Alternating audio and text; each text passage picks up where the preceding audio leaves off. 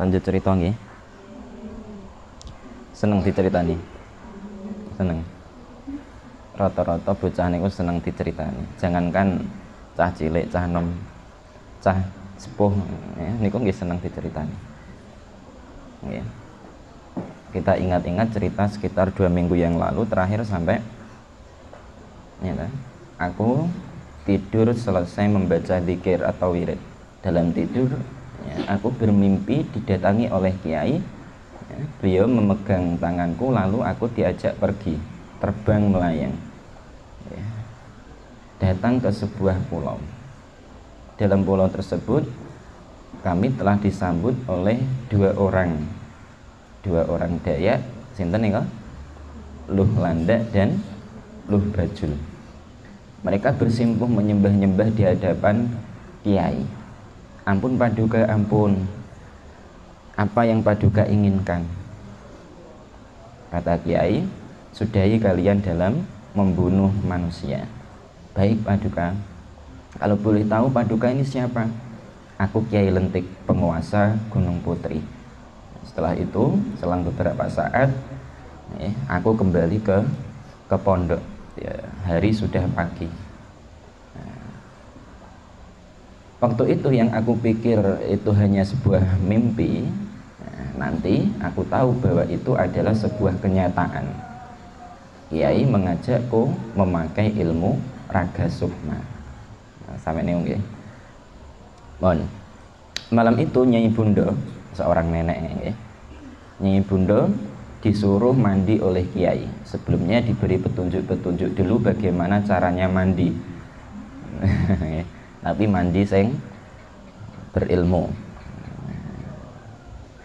Setelah diberi petunjuk, kemudian Nyai Bundo selesai mandi, diajak ke tempat kiai, lalu dituntun membaca 2 kalimah syahadat. Tirukan saya Nyai. Bismillah ila akhir. Ya, okay. Sempurna. Nyai Bundo telah sempurna menjadi seorang muslimah. Terlihat dari wajahnya tampak memancarkan cahaya-cahaya kebahagiaan. Matanya berkaca-kaca karena terharu bahagia. Kemudian malam itu Nyai Bundo menemani kiai ya, menemui para tamu. Tamu-tamunya tidak berkurang sampai adzan subuh. Kadalu sampai subuh. Nyai Bundo teramat kagum dengan kiai. Beliau begitu telaten mendengar keluh kesah para tamu. Para tamu yang datang dengan membawa berbagai macam masalah diberi solusi. Datang dengan membawa penyakit diobati. Kiai dengan sabar melayani tanpa meminta imbalan sepeser pun. Karena memang beliau niku tidak membutuhkan apa-apa. Nah, aku masih ingat. Aku tahu pasti kiai itu kalau soal rumah mewah banyak. Di mana-mana ada. Yang sering aku diajak ke rumah mewah beliau, ada yang satu di Pondok Indah, di Kelapa Gading, di Tangerang, di Parung. Semua rumah-rumah mewah. Juga mobil kiai punya banyak. Ada yang mereknya Mercedes, nate pireng, merek Jerman. Aku tahu karena pernah mengecatnya dengan airbrush, dengan lukisan dilukis. Ada juga mobil Land Cruiser yang dibeli dengan uang daun. Ceritanya gini, saat itu kiai sedang mengajar kami tentang kemuliaan sebuah ilmu, banyaknya ilmu. Ilmunya Allah ya, jika dikumpulkan mulai dari Nabi Adam sampai hari ini ya, itu teramat amat sangat banyak. Seandainya samudra dijadikan sebagai tinta dan ranting-ranting pohon sebagai penanya, tidak akan sanggup menuliskan ilmu Allah. Saking akeh. Ilmu yang kita tahu ora-ono sak tetese banyu laut. Nah, waktu itu beliau mengajarkan tentang penyakit-penyakit hati, mengajarkan tentang bahayanya nafsu, serakah, sombong, iri, dengki, berburuk sangka, ya, dan sifat-sifat tercela lainnya. Termasuk seandainya kita niki melihat seseorang melakukan sesuatu kemudian kita tidak suka melihatnya, maka kita jangan melakukan sesuatu karena orang lain pasti akan tidak suka melihatnya. Nah, itu yang diajarkan oleh Kiai. Beliau juga selalu mewanti-wanti agar dalam hati kita ya, selalu mengingat Allah, penuhi ruang hati kita dengan Allah. Di sela-sela pengajian itu tiba-tiba Kiai menyuruh kami para santri untuk mencari daun kopi. Kami pun menyebar mencarinya karena memang di sekitar pondok banyak tumbuhan-tumbuhan kopi. Setelah terkumpul ya, kami ikat daun-daun kopi itu dengan gedebok atau nggih gedebok. Nah, biasanya ngoten tani-tani nek gak ono rapia naline nganggo gedebok. Setelah kami ikat berkumpul agak banyak, segera kami mengantarkannya di depan Kiai. Kiai segera menghamparkan sorban. Kami disuruh meletakkan daun kopi yang sudah kami tali gedebok tadi di atas serban. Lalu disuruh menalinya. Serban ini ditaleni. Set. Kemudian Kiai mengucap, ini adalah contoh jika engkau menginginkan daun menjadi luas, jika hati telah diliputi oleh Allah, maka daun pun akan berubah menjadi uang. Kami semua sebagai santri menatapnya kurang yakin. Masa iya? Masa ora?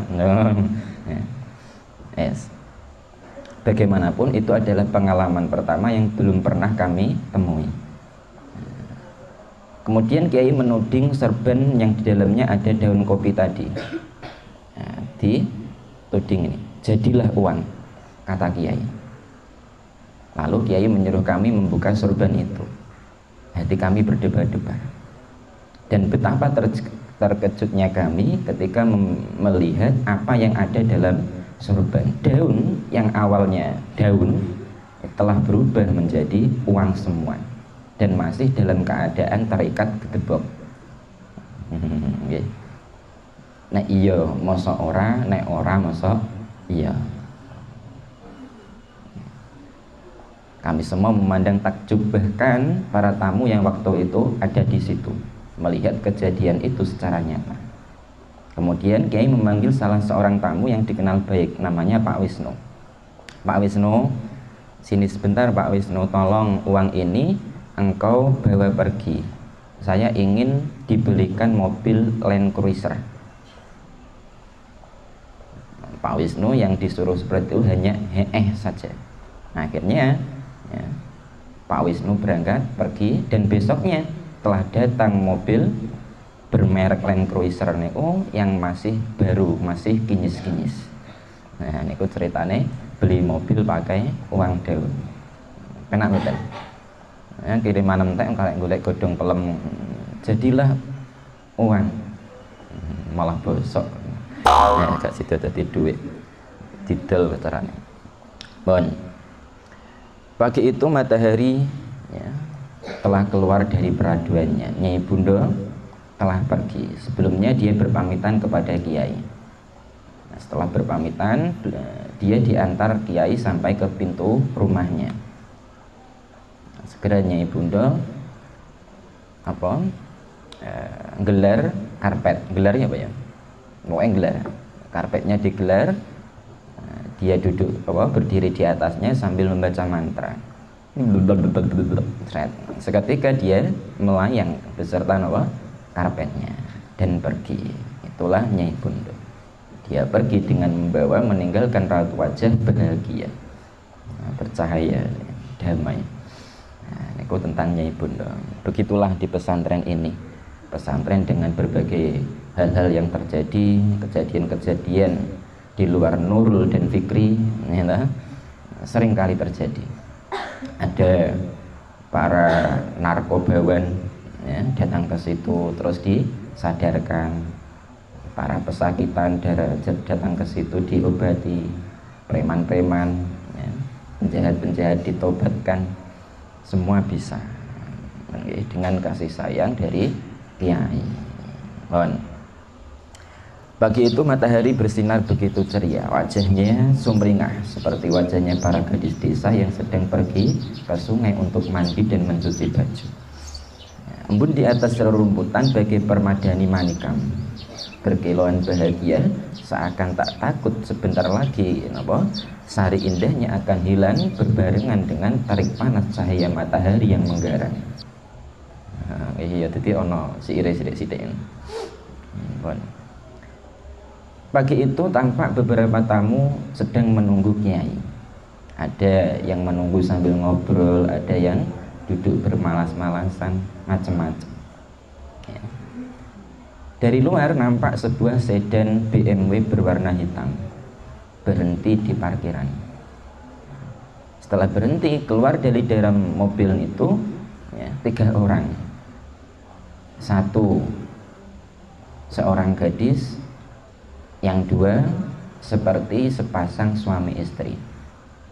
Mungkin gadis itu anaknya. Pertama kali dia keluar dari mobil, gadisnya, kami kagum duwilah ayune, nggih cantiknya, jenenge santri gak pati tau roh ya. Tapi mboten niku sering kedatangan tamu-tamu ngoten niku.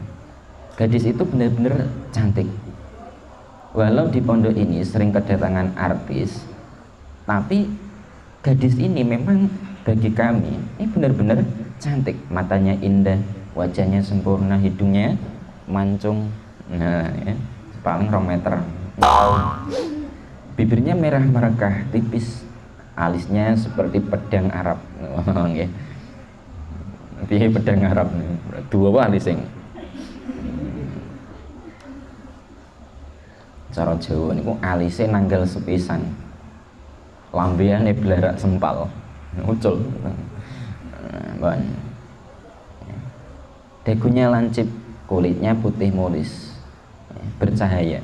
Enggak kok mulus, putih mulus, bercahaya. Mungkin karena dia seringkali mandi lulur dengan susu dan madu. Nah, ini kan dengan linet, dengan tanah. Nah, makanya yang yes. Tubuhnya tinggi, padat, berisi.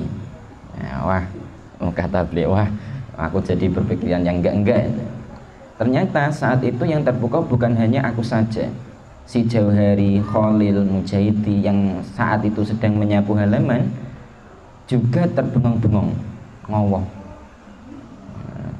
Kiu-kiu.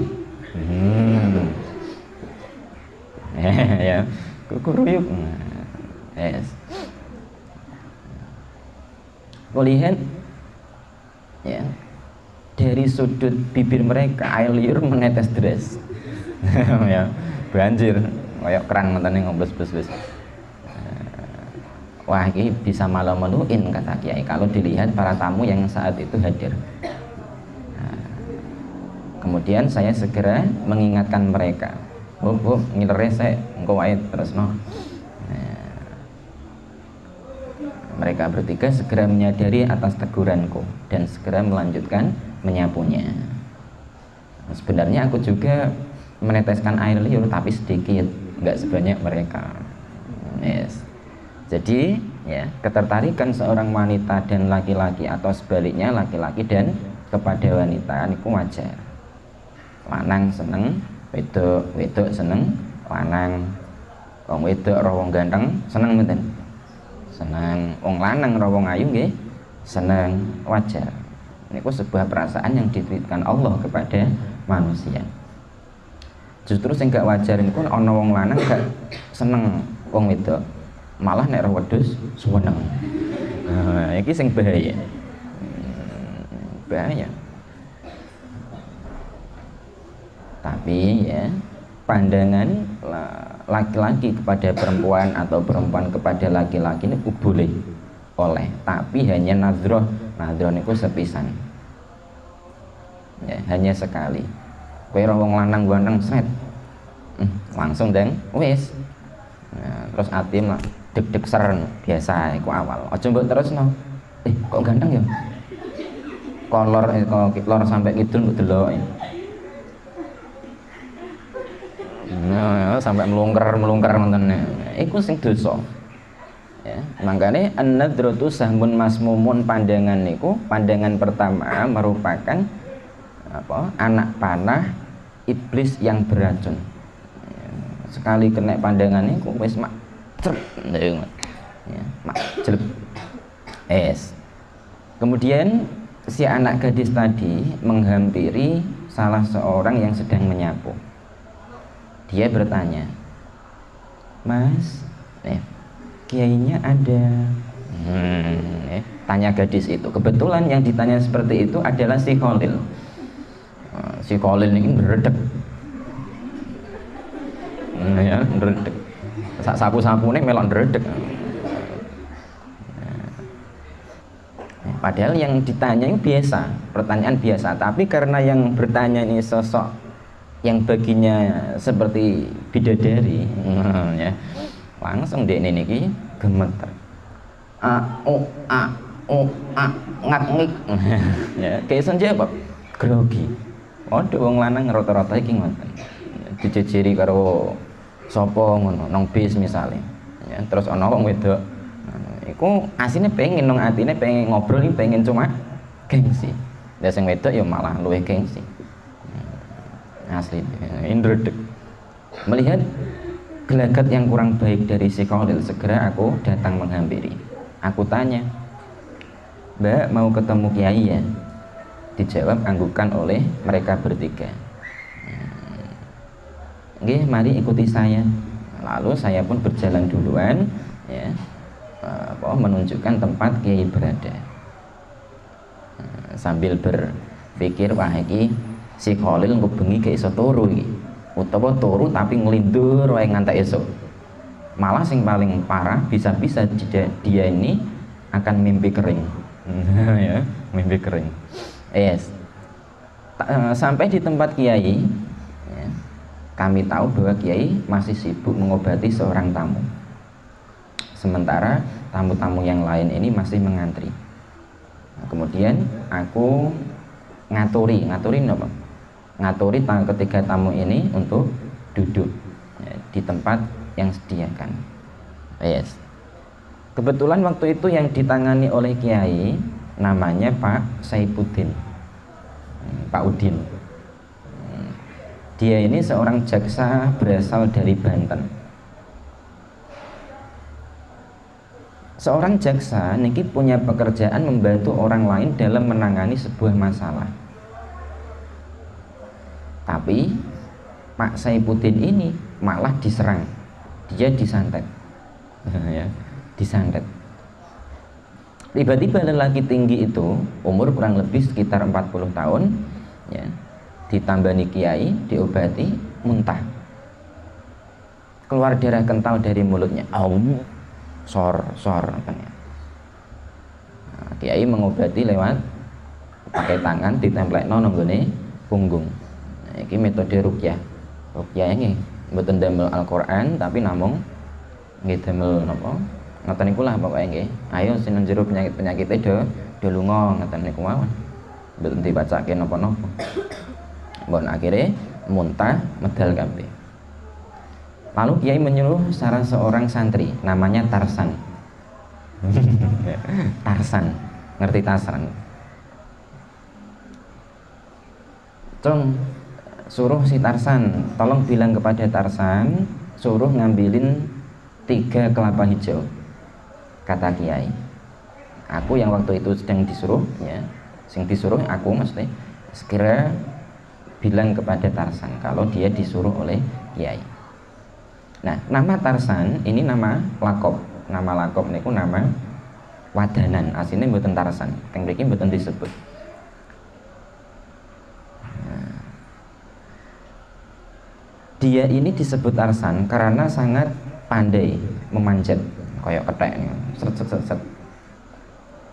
Dia santri berasal dari Bojonegoro, tubuhnya kecil tapi kekar, pendek tapi kekar, disingkat pendekar. Pendekar, pendek dan kekar, kecil berotot. Yes. Tarsan segera memanjat pohon. Tubuhnya sama sekali ketika manjat pohon ini tidak ada yang menempel. Jadi tangan nempel nenggone pohon, tek karo sikil mancat, tapi awak mboten nempel. Sut munggah. Ya, sampai atas dia mengambil 3 buah kelapa tanpa dijatuhkan karena syaratnya tidak boleh jatuh. Akhirnya dia turun, mboten melorot serot mboten ya. Langsung turun biasa, tapi cepat. Oleh sebab itu dia dipanggil Tarsan, ahli dalam memanjat. Kelapa itu dihaturkan kepada kiai. Ya. Kemudian ketiga kelapa ini diisi oleh kiai, diisi maksudnya didoakan. Ya, bismillah dan seterusnya. Yang satu kata kiai disuruh minum Pak Udin, Pak Saifuddin. Yang dua ya, dibuat mandi. Nah, okay. Setelah tamu-tamu semua dilayani, sampailah pada giliran si gadis dan kedua orang tuanya. Si bapak mengenalkan diri dengan nama Purnomo. Ya. Yang perempuan tua ini, yang buatan tua nggih, sedengan dia istrinya. Tapi si gadis ini ternyata bukan anaknya, hanya anak angkat, bukan anak kandung.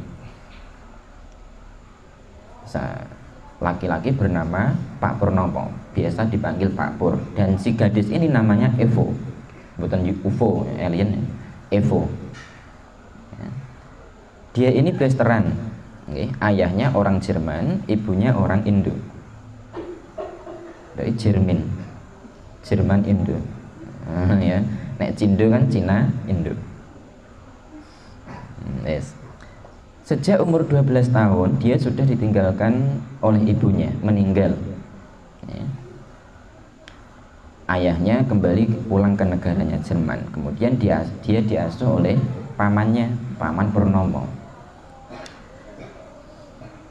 Pak Pur menarik napas, ya, melanjutkan cerita. Namun sayang si Evo ini ternyata beragama Kristen, mengikuti agama ibunya, bukan tiang Islam. Kiai yang mendengarkan cerita Pak Pur tentang si gadis ini, ya, merenung sebentar, meneng.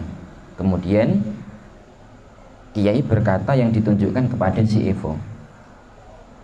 Evo, tidakkah engkau ingin mengetahui keadaan ibumu di sana? Kata Kiai. Ya, padahal ibunya pun meninggal.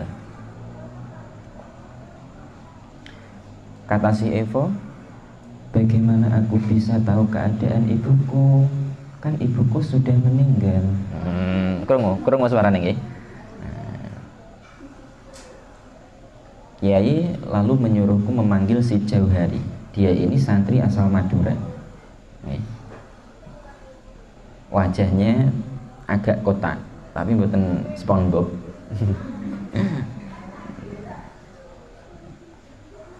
Wajahnya rontok kotak, tinggi sedang, nek mandi senengane sauwe, gitu. Tapi senajan mandi niki lama, tapi kulitnya bukan kinclong-kinclong, tetap ireng ya. Nah, ngeten ya, dadi ono kosong. Bukannya tambah putih malah tambah ireng. Tapi ya, si Jauhari ini memang orangnya baik. Bertemu siapa saja dia ini selalu melemparkan sebuah senyum.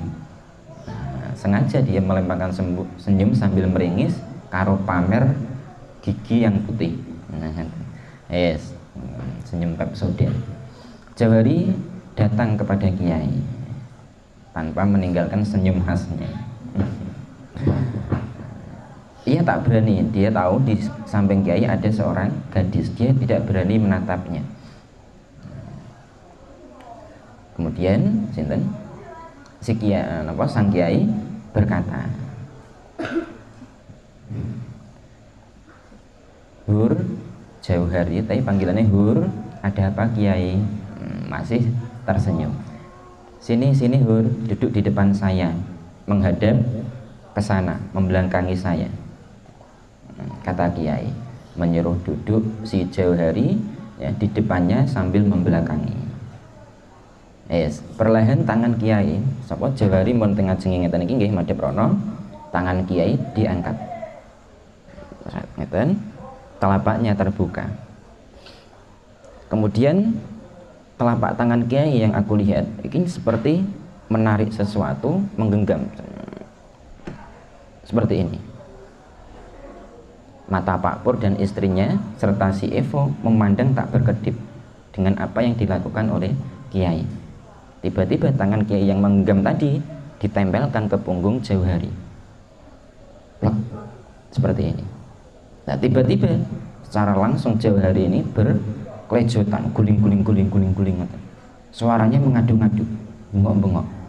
Tapi yang terdengar dari suara bengok-bengok tadi, teriakan, itu bukan suara Jauhari, tapi suara seorang wanita. Ya, seorang wanita yang sedang kesakitan, seperti dipukul-pukul, kayak wong diajar suaranya. Aduh, tolong, ampun, sakit, jangan pukul lagi, ampun. Kurang lebih ngoten suara nih. Jadi suara perempuan yang keluar dari mulut Jauhari, suara orang kesakitan merintih, kadang merangkak, ya. Terus kaya ana sing ngantem kongguri, merangkak nekak.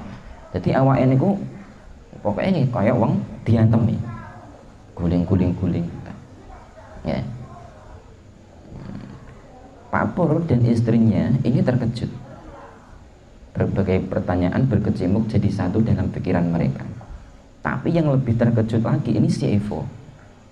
Wajah gadis itu tampak pucat. Tanpa sadar ia menjerit, "Mama!" Mendengar suara si Evo, Jauhari yang tadi masih berguling-gulingan itu bangkit, merangkak mendekati asal suara, mendekati Evo. Dalam rintiannya, Jauhari yang di dalamnya ada suara wanita nih, dileboni wong itu bilang, "Kaukah itu Evo?" Ya. Evo Yulianti Dosan, kata si ini tadi Jauhari. Aku jadi berpikir, ngene, kaukah itu Evo Yulianti Dosan? Ya, jadi jarak antara si Evo dan Jauhari kan cedek. Ya.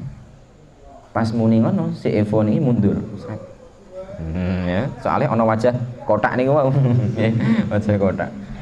Wajah Jawahari yang asalnya sudah hitam menjadi semakin hitam, yang sudah nyon sewu jelek makin jelek.